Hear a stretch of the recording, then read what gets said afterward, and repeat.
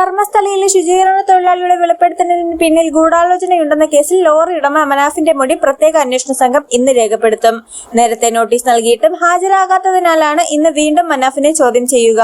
തന്റെ പക്കൽ തെളിവുകൾ ഉണ്ടെങ്കിൽ അത് ഹാജരാക്കണമെന്നും അന്വേഷണ സംഘം നിർദ്ദേശം നൽകിയിട്ടുണ്ട്. ബെൽത്തങ്ങാടിയിലെ പ്രത്യേക അന്വേഷണ സംഘമായ SIT ഓഫീസിൽ രാവിലെ 10 മണിയോടെ ഹാജരാകാനാണ് നിർദ്ദേശം.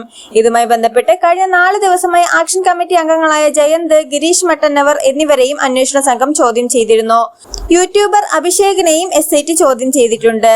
അതേസമയം താൻ മതസ്പർദ്ധ വളർത്തിയിട്ടില്ലെന്നും ധർമ്മസ്ഥലയുമായി ബന്ധപ്പെട്ട ഒരു വീഡിയോയ്ക്ക് ലൈക്ക് അടിച്ചതിനാണ് കേസ് ചുമത്തിയതെന്നും മനാഫ് മാധ്യമങ്ങളോട് പറഞ്ഞു. മല്ലൂമാർ ട്രാവലിംഗ് എന്ന ആളുടെ ഒരു യൂട്യൂബ് വീഡിയോയുടെ താഴെ ലൈക്ക് അടിച്ചതിനാണ് തനിക്കെതിരെ കേസ് എടുത്തിട്ടുള്ളത്. ആയിരക്കണക്കിന് ആളുകൾ ലൈക്ക് ചെയ്ത വീഡിയോ ആണത്. അതിൽ എനിക്കെതിരെ മാത്രം കേസെടുത്തത് ഗൂഢാലോചനയുടെ ഭാഗമാണ് എന്നാണ് കരുതുന്നത്.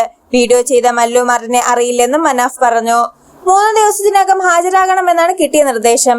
പ്രത്യേക അന്വേഷണ സംഘത്തിന് മുന്നിലും പിന്നാലെ ഉടുപ്പി പോലീസിന് മുന്നിലും ഹാജരാകും. ധർമ്മസ്ഥലയിലെ കൊലപാതകങ്ങളെ പറ്റി പറയുന്ന ഒരു വീഡിയോയ്ക്ക് ലൈക്ക് അടിച്ചതിനാണ് ഇത്രയും വലിയ കേസ്. അല്ലാതെ മറ്റൊരു തെറ്റും താൻ ചെയ്തിട്ടില്ല. ജൂലൈയിലാണ് FIR ഇട്ടത്. എന്നാൽ 2 മാസത്തിനു ശേഷമാണ് അതിന്റെ കോപ്പി തന്റെ കയ്യിൽ കിട്ടിയതെന്നും മനാഫ് പറയുന്നു. കേസിൽ 2ാം പ്രതിയാണ് മനാഫ്. മനാഫിനെതിരെ ഭാരതീയ ന്യായ സംഹിതയിലെ 299 വകുപ്പ് ചുമത്തിയാണ് ഉടുപ്പി ടൗൺ പോലീസ് FIR ഇട്ടിട്ടുള്ളത്. 3 വർഷം വരെ തടവ് കിട്ടാവുന്ന കുറ്റമാണിത്. ധർമ്മസ്ഥല, മൂകാംബിക തുടങ്ങി ഹിന്ദു ക്ഷേത്രങ്ങൾക്കെതിരെ പ്രചാരണം നടത്തിയെന്നാണ് FIR-ൽ പറയുന്നത്.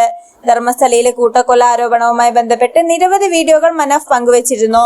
വെളിപ്പെടുത്തലുകൾ വ്യാജമാണെന്ന വാർത്ത വന്നതിന് പിന്നാലെ ഒളിവിൽ പോയെന്ന റിപ്പോർട്ടുകൾ ഉണ്ടായിരുന്നെങ്കിലും മനാഫ് തന്നെ അത് തള്ളിയിരുന്നു. കേരളത്തിലെ ആൾക്കാരെ വിഷയം അറിയിച്ചു. ഇതാണ് താൻ ചെയ്ത തെറ്റ് എന്നായിരുന്നു മനാഫ് നേരത്തെ പറഞ്ഞത്. ജീവന് ഭീഷണിയുണ്ടെന്നും പോലീസ് സുരക്ഷ വേണമെന്നും ആവശ്യപ്പെട്ട് കോഴിക്കോട് പോലീസ് കമ്മീഷണറെ കണ്ടെന്നും മനാഫ് പറയുന്നു.